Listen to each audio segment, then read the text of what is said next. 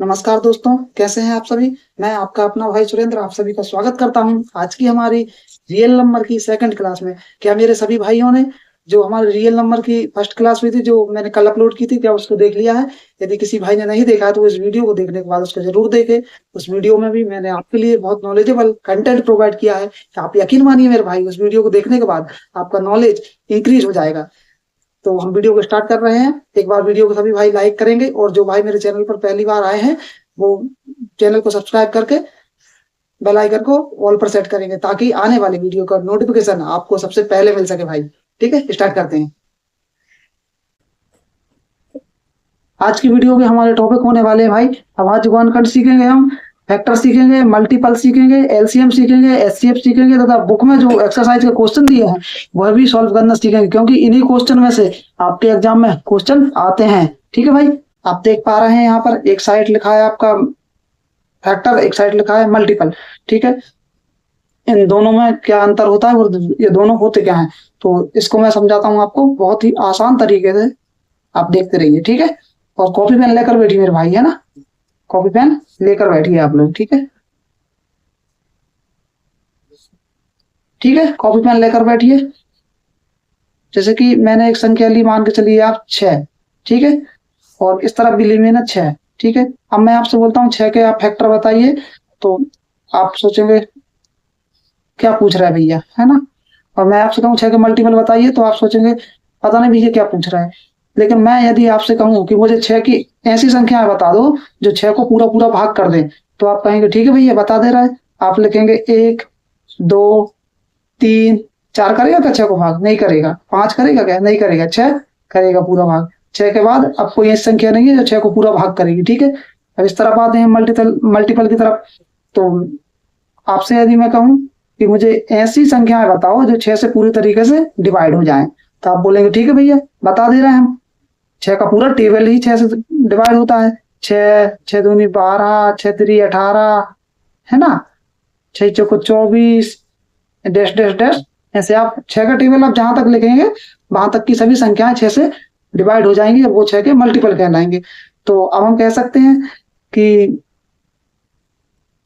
जो फैक्टर होते हैं वो ऐसी संख्याएं होते हैं जो दी गई संख्या को पूरी तरीके से डिवाइड करते हैं। ठीक है, फैक्टर ऐसी संख्याएं होते हैं जो दी गई संख्या को पूरी तरीके से डिवाइड करते हैं, तथा मल्टीपल वह संख्या होती हैं जो दी गई संख्या से पूरी तरीके से डिवाइड होती हैं। ठीक है, फैक्टर ये वो संख्याएं हैं जो दी गई संख्या को पूरी तरीके से डिवाइड करती हैं। मल्टीपल ये वो संख्याएं हैं जो दी गई संख्या से पूरी तरीके से डिवाइड होती हैं। ठीक है, वो क्लियर, वो क्लियर। चलिए ठीक है, एक एग्जांपल और लेते हैं और फिर और समझाते हैं आपको इससे।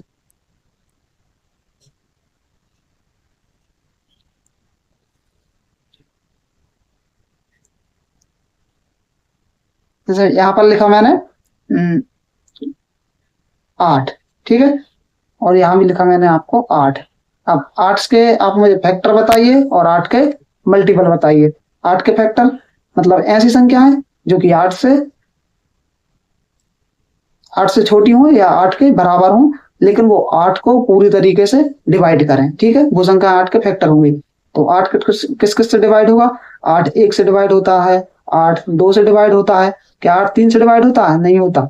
8 4 से डिवाइड होता है, 8 5 से डिवाइड नहीं होता, 6 से नहीं होता, 7 से नहीं होता, 8 सीधा 8 से डिवाइड होता है। ठीक है, तो हम कह सकते हैं कि 1, 2, 4 और 8 ये तीनों 8 के फैक्टर हैं। ये तीनों क्या है? ये तीनों 8 के फैक्टर हैं। ठीक है, ये तीनों 8 के फैक्टर हैं। ठीक है, ये तीनों 8 के फैक्टर हैं। ठीक है भैया, आया सभी को समझ में? यहाँ तक यदि यहाँ तक सभी को समझ में आ गया है तो सभी भाई कमेंट में बताएंगे कि समझ गए। ठीक है, इस तरफ चलते हैं हम। अब 8 के मल्टीपल देखते हैं। 8 के मल्टीपल यानी कि 8 के टेबल में जो जो संख्या आती है वो सभी 8 के मल्टीपल होंगी, क्योंकि मल्टीपल ऐसी संख्या होती है जो कि 8 से पूरी तरीके से डिवाइड होंगी। लिखिए, जैसे 8 8 8 से मल्टीपल 8 8 का मल्टीपल होगा, क्योंकि 8 8 से पूरी तरीके से डिवाइड हो जाता है। 8 जो है वो 8 से पूरी तरीके से डिवाइड होगा। 8 होगा डिवाइड, 16 होगा, 24 भी होगा, है ना, 32 हो जाएगा, और dash dash dash dash dash, आप जहां तक लिखना चाहें वहां तक हो जाएगा। ठीक है, तो अब हम कहेंगे ये सभी संख्याएं, जैसे 8, 16, 24, 32, ये सभी क्या है, 8 के मल्टीपल्स हैं। ठीक है, 8 के मल्टीपल्स हैं। ठीक है, 8 के मल्टीपल हैं, 8 के मल्टीपल हैं। ठीक है,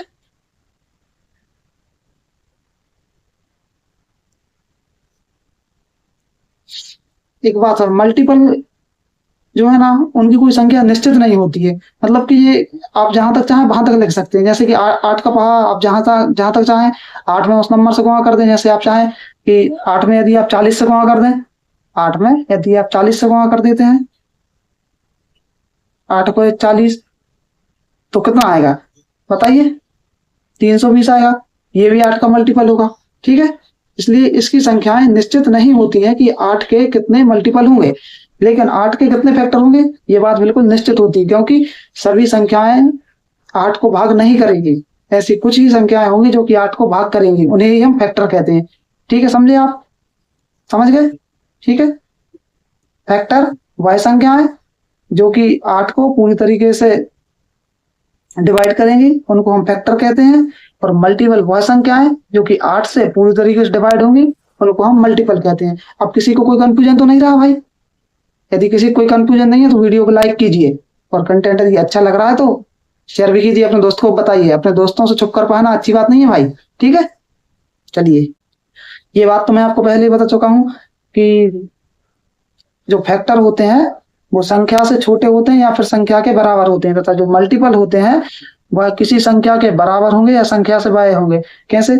जो अभी हमने एग्जांपल लिया था, मैं उससे ही आपको एक बार और इसको समझा देता हूँ। जैसे कि मैंने नंबर लिया 8, ठीक है, तो 8 के जो फैक्टर थे वो क्या थे, 1, 2, 4 और 8। ठीक है, अब इनमें आप देख पा रहे हैं कि जो 8 है वो बिल्कुल 8 के बराबर है। ठीक है, बाकी 1 8 से छोटा है, 2 8 से छोटा है, 4 8 से छोटा है। बस यही बात यहाँ पर लिखी है कि किसी संख्या के जो फैक्टर होंगे वो दी गई संख्या से छोटे होंगे या बराबर होंगे। ठीक है, दी गई संख्या से छोटे होंगे या बराबर होंगे। ठीक है, दी गई संख्या से छोटे होंगे या बराबर होंगे। ठीक है, अब इस तरफ देखते हैं हम। यहाँ भी हम 8 को ही उदाहरण मान लेते हैं। 8 8 के जो मल्टीपल होंगे वो क्या होंगे, 8 के टेबल में जो जो संख्या आएंगे वो 8 के मल्टीपल होंगे। तो क्या क्या आता है 8 के टेबल में, 8 आता है, 8 आएगा,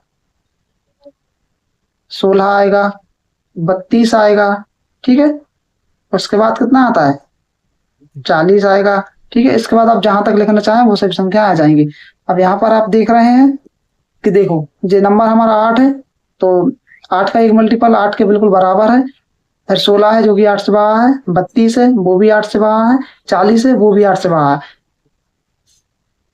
बस यहाँ पर भी यही लिखा है कि जो मल्टीपल होते हैं वो दी गई संख्या के या तो बराबर होंगे या फिर संख्या से बड़े होंगे। ठीक है, मल्टीपल दी गई संख्या के बराबर होते हैं या उससे बड़े होते हैं। फैक्टर दी गई संख्या से छोटे होंगे या संख्या के बराबर होंगे। ठीक है, अब किसी को मल्टीपल और फैक्टर में कोई कंफ्यूजन तो नहीं है, कैसे निकालते हैं, सभी को आ गया समझ में? यदि सभी को समझ आया तो कमेंट में बताइए हाँ भी ये समझ गए। ठीक है, चलिए आगे चलते हैं। अब आए हम एलसीएम पर। क्या एलसीएम जानते हैं आप लोग पहले से?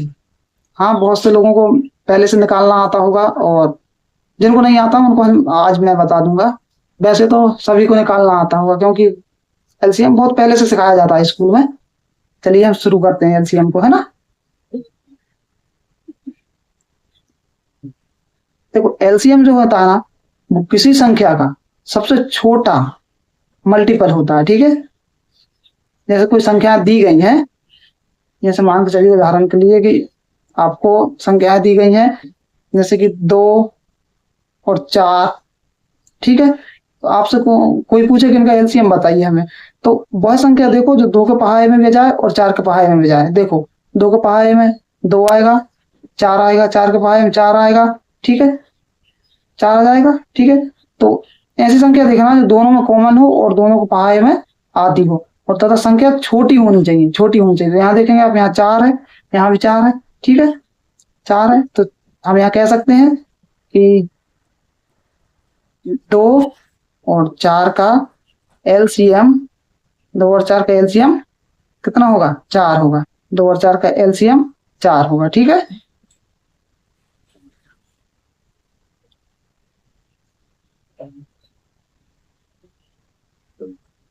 किसी भाई को समझ नहीं आया हो तो अपन और एग्जाम्पल लेंगे इसको, ठीक है, और अच्छे से बताएंगे। देखो, एलसीएम क्या होता है? दी गई संख्या के मल्टीपल को ही हम एलसीएम कहते हैं। एलसीएम ऐसी संख्या होती है जो कि दी गई संख्या से पूरी तरीके से डिवाइड हो जाती है, दी गई संख्या से पूरी तरीके से डिवाइड हो जाती है, ठीक है, और वह संख्या सबसे छोटी होनी चाहिए, ठीक है। जो भी एलसीएम होगा वो डिवाइड तो होगा, ठीक है, वो डिवाइड तो होगा, लेकिन हम ज्यादा बड़ा नंबर नहीं लेते हैं, क्योंकि जो संख्या पहले ही मल्टीपल में आ जाती है, मतलब टेबल में आ जाती है, उसे ही हम उसका एलसीएम मान लेते हैं। जैसे कि देखिए आप यहाँ पर मैंने एक एग्जांपल लिया, जैसे कि 2 और 8 का एलसीएम बताइए। तो अब 2 और 8 का एलसीएम कैसे निकालते हैं? देखो, आप ऐसे निकालते हैं, यहाँ पर आपने 2 लिखा, फिर 8 लिखा, ऐसी तालिका बनाते हैं आप। 2 एकम 2, 2 चौको 8, फिर 2 से फिर डिवाइड हो जाएगा, 2 दूनी 4, फिर 2 से फिर डिवाइड हो जाएगा, ठीक है, 2 से फिर डिवाइड हो जाएगा, ठीक है, 2 से फिर डिवाइड हो गया। तो अब इसका एलसीएम कितना आएगा? इसका एलसीएम आएगा, देखो, 2 का स्क्वायर इंटू, 2 का स्क्वायर नहीं, 2 का क्यूब आएगा, 2 का क्यूब, हट जा भाई हट जा, 2 का क्यूब, ठीक है, ये इसका एलसीएम आएगा।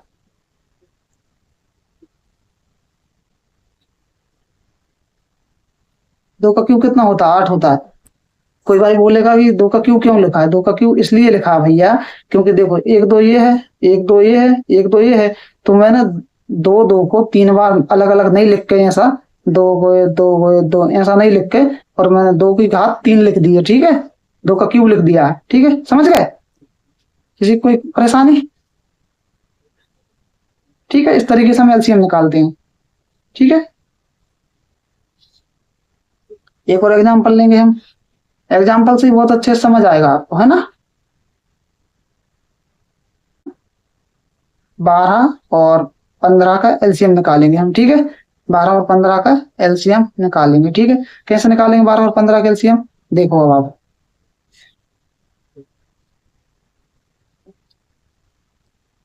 ठीक है, यहाँ पर लिखा हमने कितना, एक तालिका बनाई, यहाँ पर लिखा 12, यहाँ पर लिखा 15, ठीक है, बहुत छोटी छोटी संख्या जो इनको डिवाइड करे, ठीक है, जो इनको डिवाइड करे उससे हम शुरुआत करेंगे। जैसे 2 है, 2 × 12, ठीक है, 15 को डिवाइड नहीं करेगा 2 अभी, ठीक है, फिर 2 से फिर लग जाएगा 6 में, 2 × 3 = 6, 15 को डिवाइड नहीं करेगा, ठीक है, 2 × 3 = 6। अब लेकिन अब 3 से डिवाइड होगा, 3 एकम 3, 3 × 5 = 15, अब 5 से डिवाइड होगा, 5 × 5, ठीक है, 5 × 5, ठीक है, डिवाइड हो गया। अब हम इसको लिखते हैं, देखो, थोड़ी जगह बना ले, 2 × 2 × 3 × 5, ठीक है, ये आ गया, ठीक है। अब मैं इसको ऐसे लिख सकता हूँ, इन दोनों नंबरों को, इन दोनों नंबर्स को क्या मैं ऐसे लिख सकता हूँ? 2 का स्क्वायर, ठीक है, कोई दिक्कत नहीं, लिख सकता हूँ। उसके बाद 3 × 5, ठीक है, अब इनको हम इंटू करेंगे, 3 × 5 = 15 होता है, 3 × 5 = 15 होता है, ठीक है, और 2 का स्क्वायर 4 होता है, तो 15 चौके कितना हो जाएगा? 60, ठीक है। तो हम कहेंगे इनका एलसीएम 60 है, ठीक है, क्या कहेंगे? इनका एलसीएम 60 है, ठीक है। इन दोनों संख्याओं का जो एलसीएम है वो कितना है? 12, 15, एलसीएम बराबर 60, ठीक है।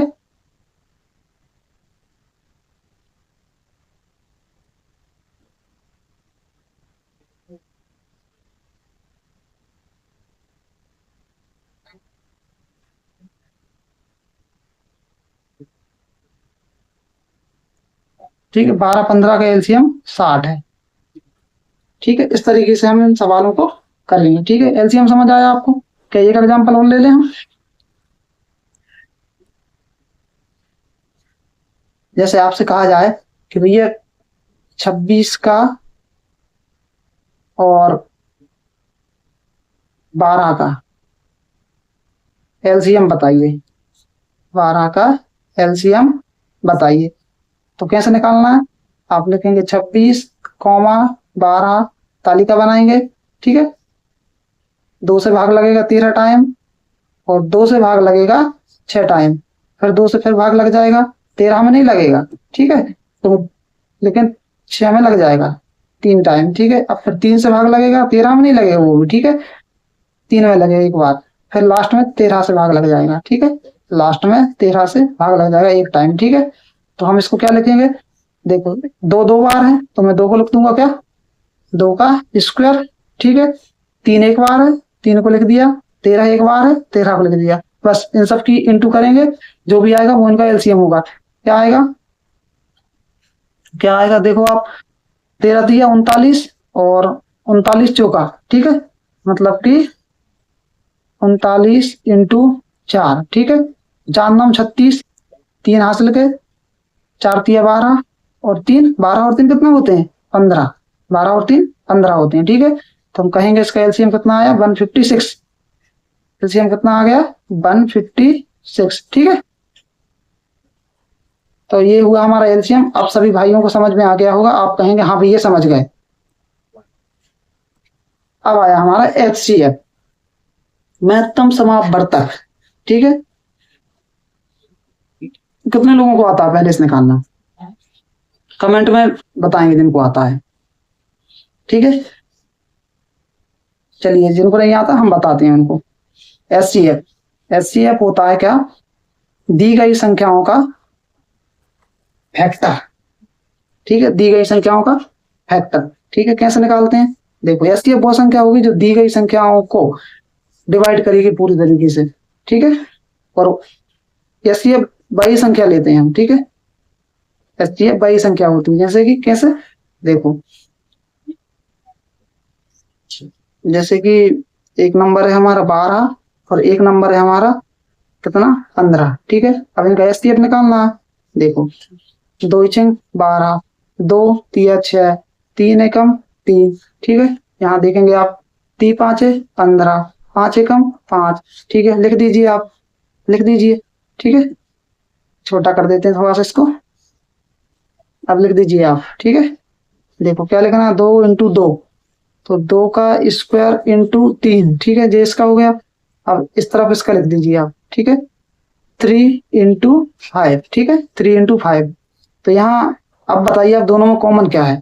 ठीक है, जो इस तरफ नहीं है उसको ऐसा लिख सकते हैं आप। देखिए, जैसे कि 2 की पावर 0 लिख दीजिए। ठीक है, 2 की पावर 0 लिख दीजिए। यहाँ पर 5 नहीं है, 5 की पावर 0 लिख दीजिए। 5 की पावर 0 लिख दीजिए, क्योंकि किसी भी संख्या की पावर 0 का मतलब 1 होता है, और उससे कुछ नहीं होता, क्योंकि हम गुणा कर रहे हैं इसलिए उससे कोई फर्क नहीं पाएगा। ठीक है, इसलिए लिखा है मैंने, ताकि आप कंफ्यूज ना हो बिल्कुल। ठीक है, तो देखिए अब आप दोनों में कॉमन क्या है बताइए मुझे देखकर जल्दी कमेंट में बताइए, क्या है कॉमन दोनों में?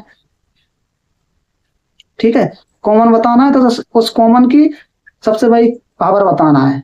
जैसे कि आप यहाँ देख पा रहे हैं कि दोनों में कॉमन है हमारा क्या? 3 भी है, 5 भी है, 2 भी है। अब 2 भी कॉमन है यहाँ पर, और यहाँ पर भी 2 कॉमन है। ठीक है, तो एचसीएफ निकालने के बाद हम दोनों की जो कॉमन बाई पावर बोलेंगे, तो दोनों की कॉमन बाई पावर क्या होगी यहाँ पर? 0, 2 की पावर 0। ठीक है, उसके बाद 3 भी कॉमन है, लेकिन इसके पास भी 3 कॉमन है, तो दोनों के पास 3 की सबसे बड़ी पावर कौन सी है जो दोनों में कॉमन है? वो है 3 की पावर 1, मतलब कि 3 लेंगे हम। ठीक है, और 5 भी दोनों में कॉमन है, लेकिन 5 की सबसे बड़ी कॉमन पावर कौन सी है दोनों के पास?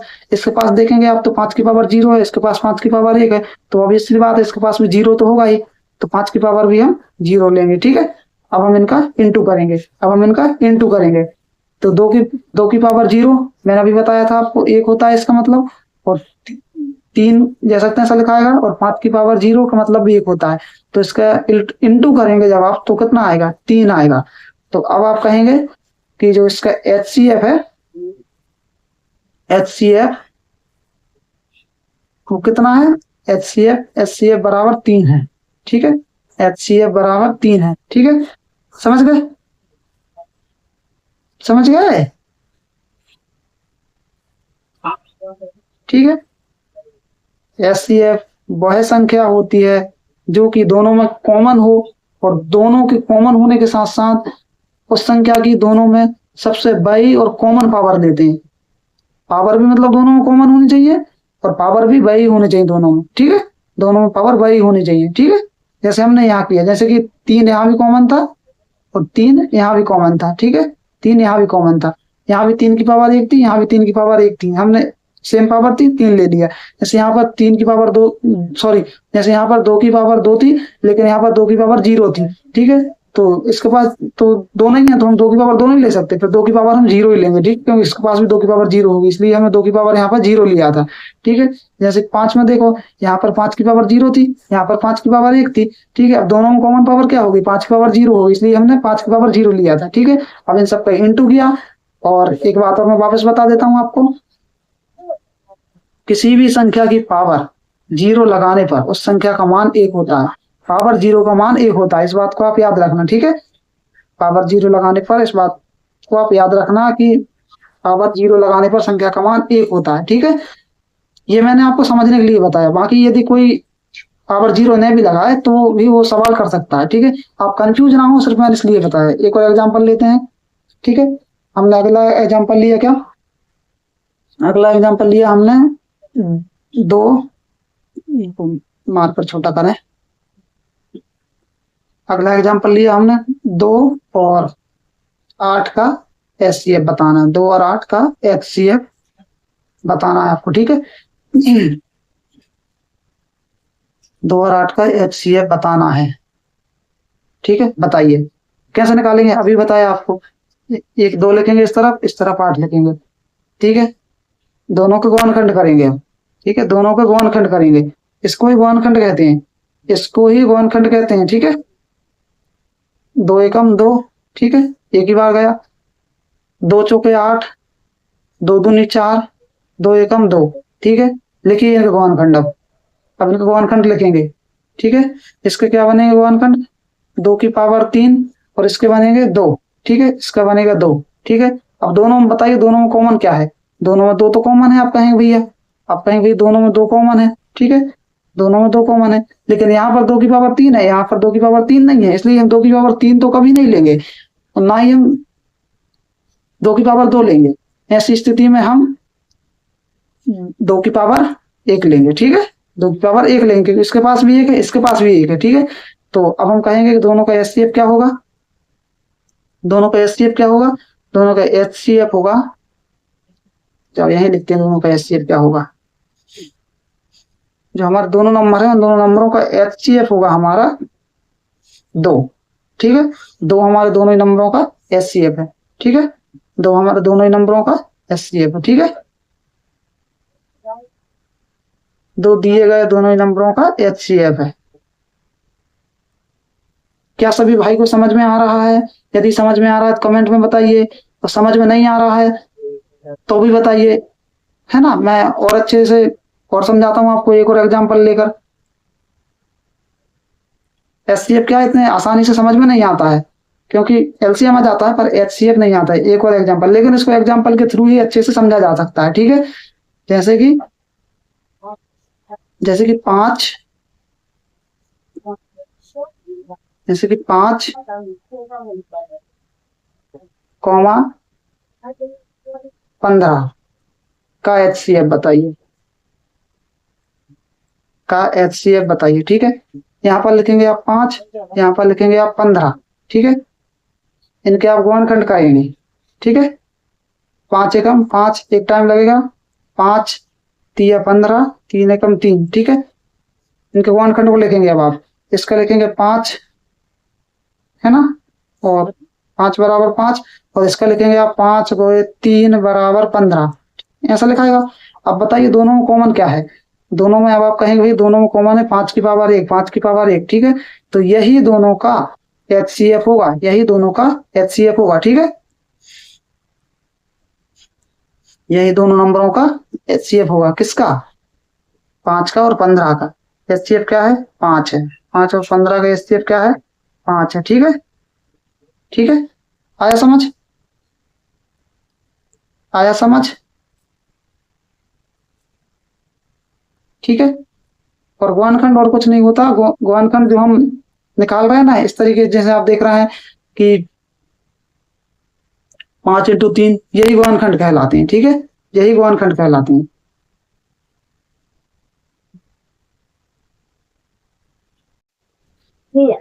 चलिए भाई, अब हम क्वेश्चन देखते हैं, हमारा जो क्वेश्चन हम पहले छोड़ कर आए थे पीछे। ठीक है, ठीक है, ये रहा हमारा वो क्वेश्चन। क्वेश्चन है हमारे चैप्टर 1 का। ठीक है, क्वेश्चन है हमारे चैप्टर 1 का, एक्सरसाइज नंबर 1.1 का। ठीक है, 1.1 का हमारा क्वेश्चन है, और क्वेश्चन हमसे पूछ रहा है कि निम्नलिखित संख्याओं को अभाज्य गुणनखंडों के रूप में लिखिए। ठीक है, अभाज्य गुणनखंड निकालना है इसको। ठीक है, तो पहला दिया है अपना कितना, 156। ठीक है, तो 156। ठीक है, इसके अपन गुणनखंड निकालेंगे, 2 से भाग लगाएंगे। ठीक है, 2 सत्ते 14 बचा 1, 16 होगा, 2 अट्ठे 16, फिर 2 से भाग लगाएंगे, 2 तिया 6, 1 बचा, इधर 18 होगा, 2 9 18 हो जाएंगे। अब 3 से भाग लगाएंगे, 3 एकम 3, 3 तिरका 9। ठीक है, 13 आ गया। अब 13 में किससे, सिर्फ 13 से ही भाग लगेगा। ठीक है, 13 एकम 13, 13 एकम 13। ठीक है, अब हम इसको यहाँ पर लिख देंगे। ठीक है, इसे मैं थोड़ा छोटा कर देता हूँ। ठीक है, इसे मैं थोड़ा छोटा कर देता हूँ भैया। ठीक है, ठीक है, बाकी आपको लिखना हो तो आप वीडियो थोड़ा पीछे कर, और आप जब वीडियो मैंने छोटा नहीं किया था उससे पहले देख के लिख लेना आप। ठीक है, तो अब मैं लिखूंगा 2 का स्क्वायर इंटू 3 इंटू 13। ठीक है, यही क्या है, यही इसके प्राइम फैक्टर है। ठीक है, यही इसके प्राइम फैक्टर है। ठीक है, अभाज्य गुणनखंड है। ठीक है, प्राइम फैक्टर है, यही इसके प्राइम फैक्टर है, प्राइम फैक्टर है। ठीक है, तथा इन्हें ही हम अभाज्य गुणनखंड कहते हैं। ठीक है, ये यही इसके अभाज्य गुणनखंड है। ठीक है, यही हमें निकालना था। ठीक है भैया, समझ गए आप, अच्छी बात है, आप समझ गए तो। ठीक है, ओके, इसे थोड़ा छोटा कर देता हूं मैं। अब एक सवाल और दिया है हमारा इसी में, सवाल नंबर 2। सवाल नंबर 2 क्या लिखा है, 3000, अच्छे से लिखता हूँ, रुको मैं 1 मिनट, है ना, कभी कभी क्या है मार्कर दिक्कत कर देता भैया, इसलिए 3825। ठीक है, 3825। ठीक है, अब इसके अपने को अभाज्य गुणनखंड निकालना। पहले इसमें 3 से भाग लगाएंगे, 3 एकम 3, 3 दूनी 6। ठीक है, 3 दूनी 6, बचे 2, 22 होगा, 3 7 21। ठीक है, बचा 1, 15 होगा, 3 5 15। फिर 3 से भाग लगाएंगे, 3 चौको 12, 3 दूनी 6, बचा 1, 15 होगा, 3 5 15। ठीक है, अब हम इसमें 5 से भाग लगाएंगे, किससे, 5 से लग जाएगा, भाग लग जाएगा, है ना। तो देखेंगे अब 5 अट्ठे 40, 2 बचे 25 हो गए, 55 25 हो गए। ठीक है, अब इसमें फिर किससे भाग लगेगा बताइए आप, 5 से भाग लगेगा। ठीक है, 5 से भाग लगेगा 17 बार, 17 पंजे 85 होता। ठीक है, अब लास्ट बार में 17 से भाग लगेगा। ठीक है, 17 एकम 17। ठीक है, ये भाग लग गया, भाग लग गया। ठीक है, अब मैं इसको थोड़ा छोटा कर देता हूँ। ठीक है, ठीक है, अब अपन इसके भी प्राइम फैक्टर लिख लेंगे। ठीक है, क्या है इसका प्राइम फैक्टर, 3 का स्क्वायर इंटू 5 का स्क्वायर, 5 का स्क्वायर इंटू कितना था, 17। ठीक है, ये इसके क्या है, ये इसके प्राइम फैक्टर हैं। ठीक है भैया, ये इसके प्राइम फैक्टर हैं। ठीक है, ये प्राइम फैक्टर हैं। ठीक है, यही हमसे पूछा गया था, अभाज्य गुणनखंड या प्राइम फैक्टर। ठीक है, इनको अभाज्य गुणनखंडों के रूप में ऐसे ही लिखते हैं। ठीक है, प्राइम फैक्टर के रूप में ऐसे ही लिखते हैं। ठीक है, प्राइम फैक्टर। ठीक है, आया सभी को समझ में। तो आज हमने क्या क्या सीखा, इसका एक बार आपको रिवीजन करवा देता हूँ। ठीक है, मैं आज हमने सीख लिया,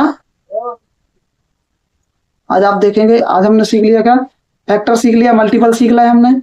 ठीक है, उसके बाद हमने फैक्टर और मल्टीपल के एग्जांपल के द्वारा उनको और अच्छे समझ लिया। ठीक है, यहाँ पर हमने फैक्टर मल्टीपल में फैक्टर जो है वो छोटे होते हैं, फैक्टर छोटे होते हैं या बराबर होते हैं, ये सीख लिया। तथा मल्टीपल बड़े होते हैं या बराबर होते हैं, ये सीख लिया। उसके बाद फिर हमने एलसीएम सीख लिया। ठीक है, एलसीएम सीख लिया, इसको थोड़ा छोटा कर देता हूँ, ठीक है। उसके बाद हमने एलसीएम सीख लिया, ठीक है। और एलसीएम के बाद फिर हमने एलसीएम के एग्जाम्पल देखे, बहुत अच्छे से सीखा हमने। एचसीएफ सीख लिया हमने, एचसीएफ के अच्छे से एग्जाम्पल देखे, ठीक है। सभी को सब कुछ क्लियर हो गया होगा, सब समझ में आ गया होगा, ठीक है। और ये हमने सवाल कर लिया। अब जो बचे हमारे सवाल है भैया, उनको हम कल देखेंगे, ठीक है। जो बचे हमारे सवाल हैं उनको हम हमारी आने वाली नेक्स्ट वीडियो में देखेंगे, ठीक है। तो हमारा जो नेक्स्ट वीडियो होगी उसमें आपको क्या क्या मिलेगा, उसमें आपको मिलेगा जो एक्सरसाइज के जो बकाया क्वेश्चन रहेगा ना, वो सभी क्वेश्चन करेंगे हम। तथा एक फॉर्मूला होता है A into B into LCM into HCF, ये बराबर होता है, मतलब ए बी की जो गुणा होगी वो उसके एलसीएम और एचसीएफ की गुणा बराबर होगी। तथा जो बुक के एग्जाम्पल है वो करेंगे हम। तो आप कल की वीडियो को भी जरूर देखना भैया, क्योंकि कल से अपनी एक्सरसाइज के क्वेश्चन स्टार्ट हो रहे हैं, ठीक है। और वहां से आपको और अच्छे समझ में आएगा, ठीक है। तो हमारी वीडियो यदि आपको अच्छी लगी हो, कंटेंट आपको नॉलेजेबल लगा हो, तो वीडियो को आप लाइक कीजिए और शेयर कीजिए अपने दोस्तों में, तथा हमें कमेंट करके बताइए कि वीडियो आपको कैसी लगी। और चैनल को सब्सक्राइब कर लीजिए यदि चैनल पे पहली बार आए, और बेल आइकन को ऑल पर सेट कर लीजिए, ठीक है भाई। ठीक है मेरे भाई, ख्याल रखिए अपना, पढ़ते रहिए, मुस्कुराते रहिए। मिलते हैं हम अपनी नेक्स्ट वीडियो में।